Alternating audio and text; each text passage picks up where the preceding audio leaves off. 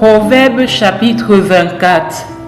Ne porte pas envie aux hommes méchants et ne désire pas être avec eux, car leur cœur médite la ruine et leurs lèvres parlent d'iniquité. C'est par la sagesse qu'une maison s'élève et par l'intelligence qu'elle s'affermit. C'est par la science que les chambres se remplissent de tous les biens précieux et agréables. Un homme sage est plein de force, et celui qui a de la science affermit sa vigueur. Car tu feras la guerre avec prudence, et le salut est dans le grand nombre des conseillers. La sagesse est trop élevée pour l'insensé, il n'ouvrira pas la bouche à la porte. Celui qui médite de faire le mal s'appelle un homme plein de malice. La pensée de la folie n'est que péché, et le moqueur est en abomination parmi les hommes.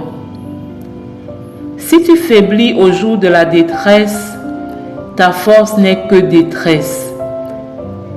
Délivre ceux qu'on traîne à la mort, ceux qu'on va égorger, sauve-les.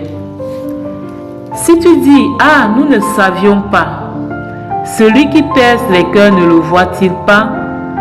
Celui qui veille sur ton âme ne le connaît-il pas? Et ne rendra-t-il pas à chacun selon ses œuvres? Mon fils, mange du miel, car il est bon. Un rayon de miel sera doux à ton palais. De même, connais la sagesse pour ton âme. Si tu la trouves, il est un avenir, et ton espérance ne sera pas anéantie.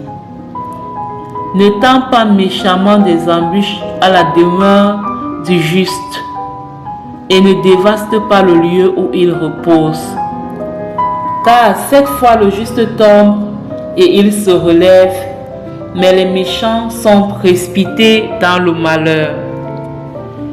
Ne te réjouis pas de la chute de ton ennemi, et que ton cœur ne soit pas dans l'allégresse quand il chancelle, de peur que l'Éternel ne le voie, que cela ne lui déplaise et qu'il ne détourne de lui sa colère. Ne t'irrite pas à cause de ceux qui font le mal, ne porte pas envie aux méchants, car il n'y a point d'avenir pour celui qui fait le mal. La lampe des méchants s'éteint. Mon fils, crains l'Éternel et le roi, ne te mêle pas avec les hommes remuants, car soudain leur ruine surgira, et qui connaît les châtiments des uns et des autres? Voici encore ce qui vient des sages. Il n'est pas bon dans les jugements d'avoir égard aux personnes.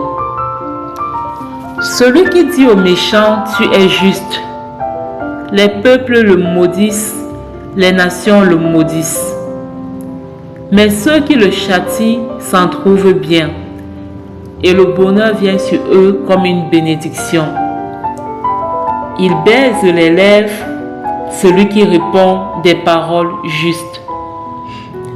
Soigne tes affaires au dehors, mets ton champ en état, puis tu bâtiras ta maison. Ne témoigne pas à la légère contre ton prochain. Voudrais-tu tromper par tes lèvres? Ne dis pas, je lui ferai comme il m'a fait. Je rendrai à chacun selon ses œuvres.